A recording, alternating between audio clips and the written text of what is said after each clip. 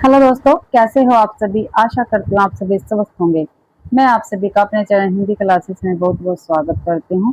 तो आप सभी को पता है भाई, मैंने आप सभी के लिए एनसीईआरटी की काफ़ी महत्वपूर्ण क्लास चला रखी है। बस मैं आपको करवाने लग रही हूँ। वो पीजीटी ट्रेनिंग के लिए भी काफ़ी महत्वपूर्ण है, स्टेट के लिए भी काफ़ी महत्वपूर्ण है, और जहाँ भी हमारी हिंदी एनसीईआरटी पूछी जाती है उन सभी पेपरों के लिए महत्वपूर्ण रहेगी क्लास। तो अगर क्लास पसंद आए तो क्लास को ज़्यादा से ज़्यादा शेयर करना, लाइक करना और कमेंट भी आपको जरूर से जरूर करना है। और पीडीएफ आपको टेलीग्राम चैनल पर मिल जाएगा, तो आप उसको भी ज्वाइन कर सकते हैं। ठीक, तो पहले देखो, ये जो कथन है काफ़ी महत्वपूर्ण है, सीधे तौर से पेपर में पूछा जाता है। ठीक है, तो देख लेते हैं क्या है ये।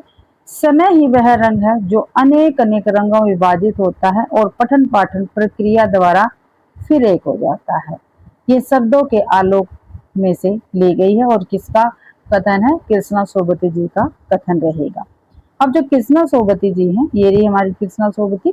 इनके विषय में हम देखते हैं, इनका परिचय देख लेते हैं अच्छी प्रकार से, क्योंकि पेपर में पूछा जाता है। जन्म इनका 18 फरवरी सन 1925 ईस्वी में गुजरात में हुआ था, जो पश्चिमी पंजाब यानी वर्तमान में अब पाकिस्तान में है। ये आपको ध्यान है, पश्चिमी पंजाब में इनका जन्म हुआ था, गुजरात में, जो वर्तमान में क्या है, पाकिस्तान में भाई। और 18 फरवरी 1925 ईस्वी को हुआ था इनका जन्म। इनकी प्रमुख रचनाएं देख लेते हैं। जिंदगी नामा है, दिलो दानिश है, ए लड़की और समय सरगम। ये चारों के चारों इनके क्या है, उपन्यास रहेंगे भाई। जिंदगी नामा, दिलो दानिश, ए लड़की और समय सरगम। दार से बिछड़ी हुई, मित्रों मरजानी, बादलों के घेरे, सूरजमुखी अंधेरे के, ये कहानी संग्रह है इनके। ठीक है, कौन कौन से कहानी संग्रह? दार से बिछड़ी हुई, मित्रों मरजानी, बादलों के घेरे, सूरजमुखी अंधेरे के। हम हसमत, शब्दों के आलोक में, ये शब्द चित्र, संस्मरण है भाई। जो कृष्णा सोबती है, ये देख लेते हैं इनको कौन कौन से सम्मान मिले थे। तो इनके प्रमुख सम्मान है साहित्य अकादमी सम्मान, हिंदी अकादमी का सलाका सम्मान भी इनको मिला है, साहित्य अकादमी की महत्तर सदस्यता सहित अनेक राष्ट्रीय पुरस्कार भी इनको मिले हैं भाई कृष्णा सोबती जी को। कृष्णा सोबती जी की मृत्यु कब हुई थी? तो 25 जनवरी सन 2019 को इनकी मृत्यु हुई थी कृष्णा सोबती की भाई। ठीक है, ध्यान रखना, फरवरी में तो इनका जन्म हुआ था 18 फरवरी को, 25 जनवरी को इनकी मृत्यु हुई थी। 1925 में जन्म है और 2019 में इनकी मृत्यु है। अब इनके विषय में और देख लेते हैं। हिंदी कथा साहित्य में कृष्णा सोबती जी की विशिष्ट पहचान है। वे मानती है कि कम लिखना विशिष्ट लिखना है। क्या मानती है भाई कृष्णा सोबती जी? भी कम लिखो लेकिन अच्छा लिखो। यही कारण है कि उनके संयमित लेखन और साफ सुथरी रचनात्मकता ने अपना एक नया पाठक वर्ग बनाया है। उनके कई उपन्यासों, लंबी कहानियों और संस्मरणों ने हिंदी के साहित्यिक संसार में अपनी दीर्घजीवी उपस्थिति सुनिश्चित की है। उन्होंने हिंदी साहित्य को कई ऐसे यादगार चरित्र दिए जिन्हें हम अमर कहा जा सकता है। क्या भाई, जिन्हें क्या कह सकते हैं हम? अमर कह सकते हैं। वो कौन कौन से हैं? जैसे मित्रों, सहानी, हसमत आदि। ये क्या है, चरित्र है जो इनके हमें उपन्यासों में मिले हैं, कहानियों में मिले हैं, रेखा चित्र में मिले हैं देखने को। ठीक है, भारत पाकिस्तान पर जिन लेखकों ने हिंदी में कालजयी रचनाएं लिखी, उनमें कृष्णा सोबती का नाम पहली कतार में रखा जाता है।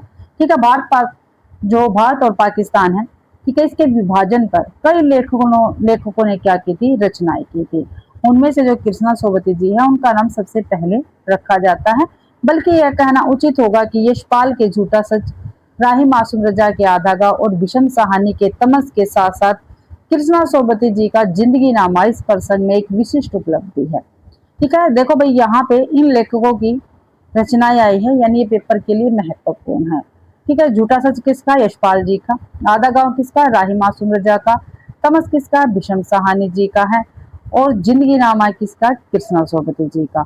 और ये भारत पाकिस्तान पर क्या है? आधारित रचनाएं हैं। और इसके अलावा भाई जो कमलेश्वर जी हैं, उनके कितने पाकिस्तान, ठीक है, काफी महत्वपूर्ण है ये रचना भी, और ये भी भारत पाक विभाजन पर आधारित है। ये भी आपको ध्यान रखना है। आगे देखते हैं, संस्मरण के क्षेत्र में हम हसमत, इनकी रचना है कृष्णा सोबती की। शीर्षक से उनकी कृति का विशिष्ट स्थान है। जो हम हसमत है, ठीक है, ये इनकी काफी महत्वपूर्ण रचना है और इसका क्या है, विशिष्ट स्थान है इनके साहित्य में, जिसमें अपने ही एक दूसरे व्यक्तित्व के रूप में उन्होंने हसमत नामक चरित्र का सर्जन कर एक अद्भुत प्रयोग का उदाहरण प्रस्तुत किया है। कृष्णा जी के भाषिक प्रयोग में भी विविधता है। उन्होंने हिंदी की कथा भाषा को एक विलक्षण ताजगी दी है।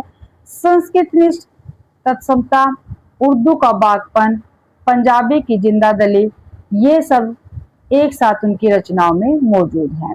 तो जो कृष्णा सोबती जी है, इनकी भाषा कैसी है, तो संस्कृत निष्ठ तत्समता है इनकी भाषा में, उर्दू का बागपन भी हमें देखने को मिलता है और पंजाबी की जिंदा दिली भी इनकी भाषा में हमें देखने को मिलती है, जो इनकी रचनाओं में मौजूद है इनकी भाषा। आगे है मियां नसरुद्दीन। ठीक है, जो हम आज पाठ करेंगे उसका क्या नाम है, मियां नसरुद्दीन है। ये शब्द चित्र हम हसमत नामक संग्रह से लिया गया है। इसमें खानदानी नानबाई मियां नसरुद्दीन के व्यक्तित्व, रुबाइयां और स्वभाव का शब्द चित्र खींचा गया है। मियां नसरुद्दीन अपने मसीहाई अंदाज से रोटी पकाने की कला और उसमें अपने खानदानी महारत को बताते हैं। वे ऐसे इंसान का प्रतिनिधित्व करते हैं जो अपने पैसे को कला का दर्जा देते हैं और करके सीखने का असली हुनर मानते हैं भाई। ठीक है, आपको ध्यान रखना है। आगे देखते हैं अब जो पाठ है इसको हम अच्छी प्रकार से करेंगे, क्योंकि इस पाठ में से ही क्या है, छोटे छोटे क्वेश्चन हमारे पेपर में आएंगे भाई। तो मियां नसरुद्दीन ये पाठ करेंगे। इसकी लेखिका कौन है, कृष्णा सोबती जी रहेंगी। साहबो, उस दिन अपने मटिया महल की तरफ से न गुजर जाते तो राजनीति, साहित्य और कला के हजारों हजार मसीहों के धूम धड़के में नानबाइयों के मसीहा मियां नसरुद्दीन को कैसे तो पहचानते और कैसे उठाते लुफ्त उनके मसीही अंदाज का। हुआ यह है कि हम एक दोपहरी जामा मस्जिद के आड़े पड़े मटियाई महल के गडैया मोहल्ले की ओर निकल गई। एक निहायत मामूली अंधेरी सी दुकान पर पटापट आटे का ढेर सनते देख ठिठके, सोचा सवैयों की तैयारी होगी, पर पूछने पे मालूम हुआ खानदानी नानबाई मियां नसरुद्दीन की दुकान पर खड़े हैं। मियां मशहूर थे 56 किस्म की रोटियां बनाने के लिए। तो जो मियां नसरुद्दीन है किसके लिए मशहूर थे, तो 56 प्रकार की रोटियां बनाने के लिए मियां नसरुद्दीन मशहूर थे। और इनकी दुकान कहाँ पे पड़ती थी, जामा मस्जिद के मटियाई महल के गडैया मोहल्ले में पड़ती थी। आगे है, हमने जो अंदर झांका तो पाया मियां चारपाई पर बैठे बीड़ी का मजा ले रहे हैं। मौसमों की मार से पका चेहरा, आंखों में काइयां, भोलापन और पैसानी पर मंजे हुए कारीगर के तेवर हमें देखने को मिले। हमें गाहक समझकर मियां ने नजर उठाई। फरमाइए, झिझक से कहा, आपसे कुछ एक सवाल पूछने थे, आपको वक्त हो तो। मियां नसरुद्दीन ने पंच हजारी अंदाज से सिर हिलाया। निकाल लेंगे वक्त थोड़ा, पर तो कहिए आपको पूछना क्या है। फिर घूर कर देखा और जोड़ा, मियां कहीं अखबार नवीस तो नहीं हो, यह तो खोजियों की खुराफात है। हम तो अखबार बनाने वाले और अखबार पढ़ने वाले दोनों को क्या समझते हैं, निठल्ला ही समझते हैं भाई। ठीक है,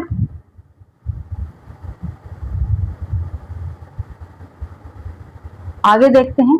हाँ, कामकाजी आदमी को इससे क्या काम है, खैर आपके यहाँ आने की तकलीफ उठाई ही है तो पूछिए क्या पूछना चाहते हैं। पूछा यह है कि किस्म किस्म की रोटी पकाने का इल्म आपने कहाँ से हासिल किया है। क्या क्वेश्चन किया है भाई लेखिका ने, किस्म किस्म की रोटी पकाने का इल्म आपने कहाँ से हासिल किया है। मियां नसरुद्दीन ने आंखों के कंचे हम पर फेर दिए, फिर तेरक कर बोले, क्या भी तेरक कर बोले, क्या मतलब, पूछिए साहब। नानबाई, इल्म लेने की कहाँ और जाएगा, क्या नगीना साज के पास, क्या आईना साज के पास, क्या मीना साज के पास, या रफूगर रंगरेज या तेली तेलोबिन से सीखने जाएगा।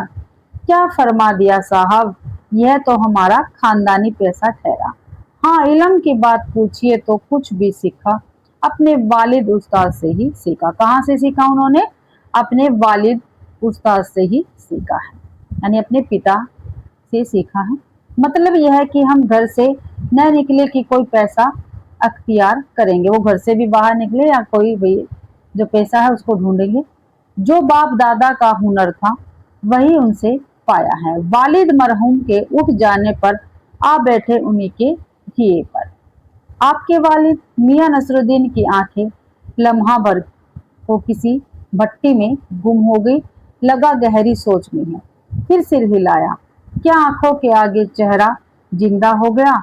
हाँ, हमारे वालिद साहब मसूर के मियां बरकत शाही नानबाई गडैया वाले के नाम से, और उनके वालिद यानी हमारे दादा साहब थे आला नानबाई मियां कल्लन। ठीक है, पिता का क्या नाम बताया है? मियां बरकत शाह, और दादा का क्या नाम बताया है? मियां कल्लन। ध्यान रखना, पेपर में पूछे जाते हैं क्वेश्चन। आपको इन दोनों में से किसी किसी की भी कोई नसीहत याद हो? किसी की भी कोई नसीहत याद हो गई, पूछा लेखिका ने। नसीहत का है कि मियाँ काम करने से आता है, नसीहत से नहीं। हाँ, वजह फरमाए हैं, पर यह तो बताइए कि जब आप हमने भट्टी की ओर इशारा किया, इस पर काम करने लगे, तो वालिद साहब ने सीख के तौर पर कुछ तो कहा होगा। नसरुद्दीन साहब ने जल्दी जल्दी 2-3 कस खींचे, फिर गला साफ किया और बड़े अंदाज से बोले, अगर आपको कुछ कहलवाना ही तो बताइए, दिए देते हैं। आप जानो, जब बच्चा उस्ताद से यहाँ पढ़ने बैठता है तो उस्ताद क्या कहता है? कह अलिफ, बच्चा कहता अलिफ। कह बे, बच्चा कहता है बे। कह जिम, बच्चा कहता है जिम। इस बीच उस्ताद जोर का एक हाथ सिर पर धरता है और शागिर्द चुपचाप परवान करता है। समझे साहिब, एक तो पढ़ाई ऐसी, और दूसरी बात बीच में छोड़ सामने से गुजरते मीर साहब को आवाज दे डाली, कहो भाई मीर साहब, सुबह न आना हुआ, पर क्यों? सुबह न आना हुआ भाई, क्यों? मीर साहब ने सिर हिलाया। मियाँ अभी लौट के आते हैं तो बताएंगे। आप दूसरी पढ़ाई की बाबत कुछ कह रहे थे ना? इस बार मियाँ नसरुद्दीन ने यूं सिर हिलाया कि सुकरात हो। कैसे सिर हिलाया? हाँ, एक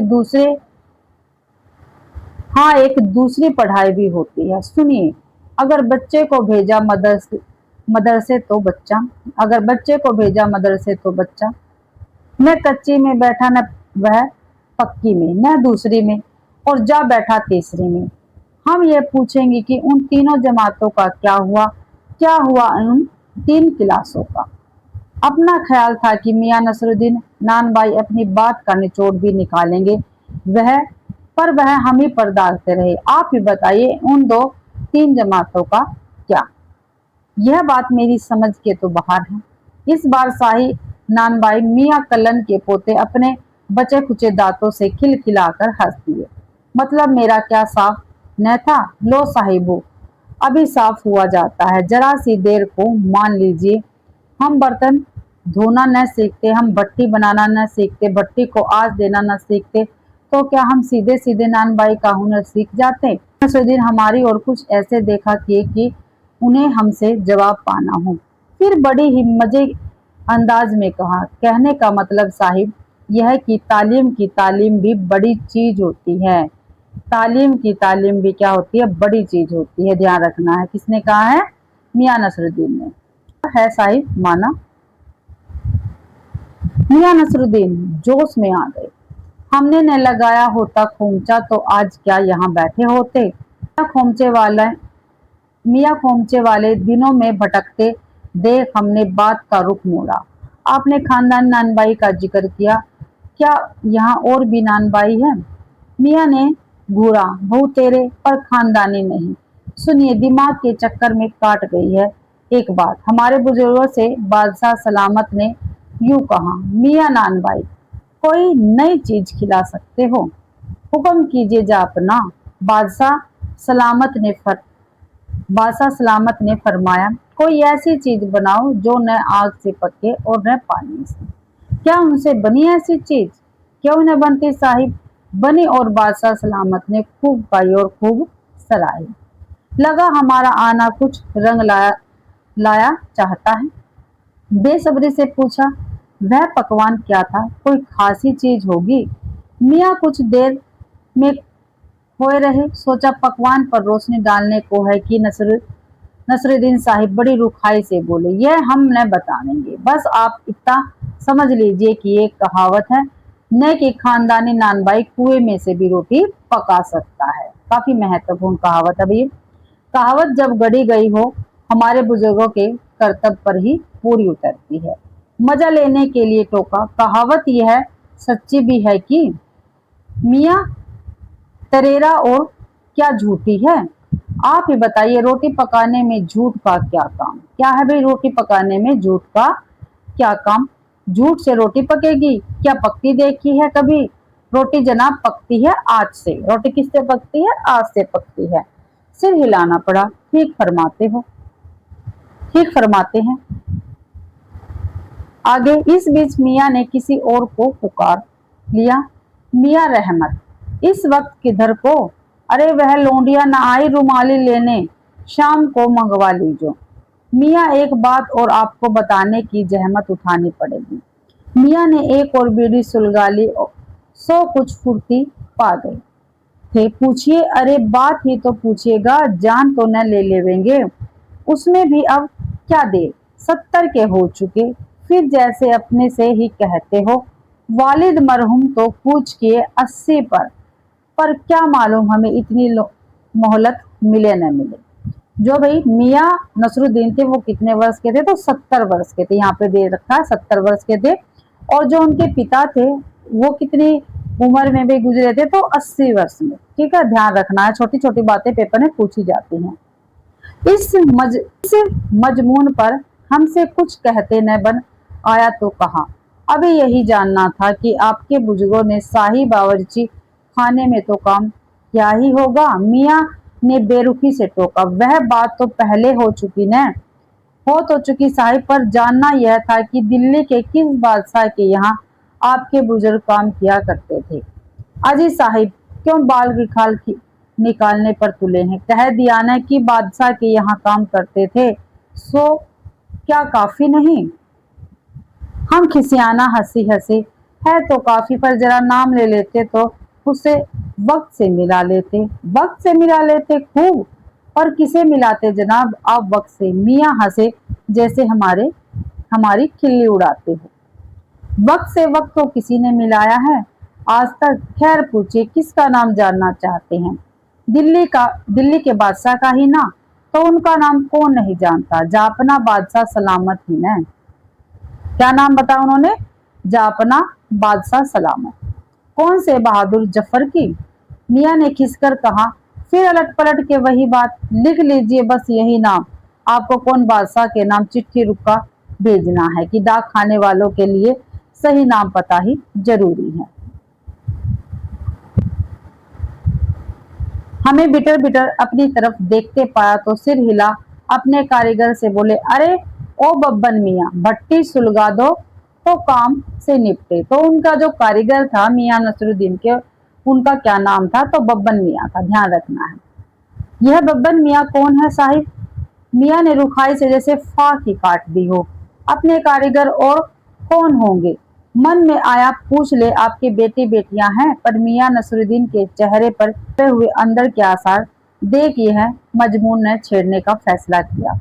इतना ही कहा, ये कारीगर लोग आपकी शागिर्दी करते हैं?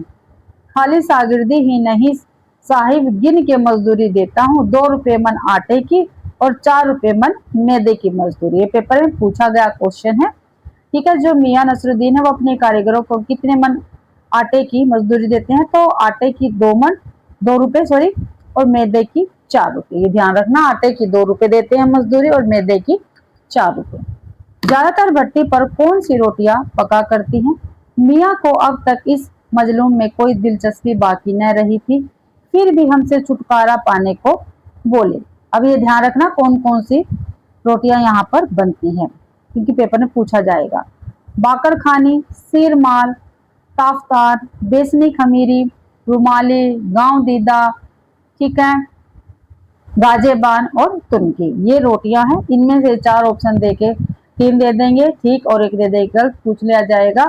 जो मियाँ नसरुद्दीन है वहां पर, जो मियाँ नसरुद्दीन है उनके वहां पर कौन सी रोटी नहीं बनती। ठीक है, ऐसे क्वेश्चन पूछ लिया जाएगा, तो आपको अच्छी प्रकार से ध्यान रखना है। फिर तेवर चढ़ा, हमें घूर कर कहा, तुन की पापड़ से ज्यादा महीन होती है। जो तुन की रोटी है ये पापड़ से भी ज्यादा महीन होती है, ध्यान रखना है। महीन, हाँ किसी दिन खिलाएंगे आपको। एकाएक मियाँ की आंखों के आगे कुछ पहुंच गया, एक लंबी सांस भरी और किसी गुमशुदा याद को ताजा करने को कहा। उतर गए वे जमाने और गए वे कदरदान, जो पकाने खाने की कदर करना जानते थे। मियाँ अब क्या रखा है, निकालो तंदूर से और निकली और हजम। तो यहीं पे क्या है, अपना जो पार्ट है वो कंप्लीट होता है। अब इसके जो क्वेश्चन आंसर, सॉरी जो शब्द अर्थ है वो करेंगे। क्वेश्चन हम कल की क्लास में करेंगे भाई। ठीक है, 2 दिन आपको हिंदी एनसीईआरटी की क्लास मिलेगी, 2 दिन आपको हिंदी साहित्य की मिलेगी और 2 दिन आपको मिलेगी हिंदी व्याकरण की क्लास। किसी कारण से आपकी क्लासें रह सकती हैं, ठीक है, उसके लिए आप माफ कर देना। लेकिन और संडे को आपको हर रोज 50 क्वेश्चनों की मिक्स क्लास मिलेगी, हिंदी साहित्य की भी, एनसीईआरटी की भी और हिंदी व्याकरण की। ठीक है, तो अब इसके शब्दार्थ कर लेते हैं। नान भाई क्या होता है, तरह तरह की रोटी बनाने बेचने का काम करने वाला। काइया क्या होती है, द्रुत और चालाक। परेशानी, माथा मस्तक। अखबार नवीस किसको कहते हैं, पत्रकार को। खुराफत, शरारत। इल्म, जानकारी, ज्ञान, विद्या। नगीना साज, नगीना जड़ने वाला। मीना साज, मीनाकारी करने वाला। रंगरेज, कपड़ा रंगने वाला भाई। वालिद क्या होता है, वालिद होता है पिता।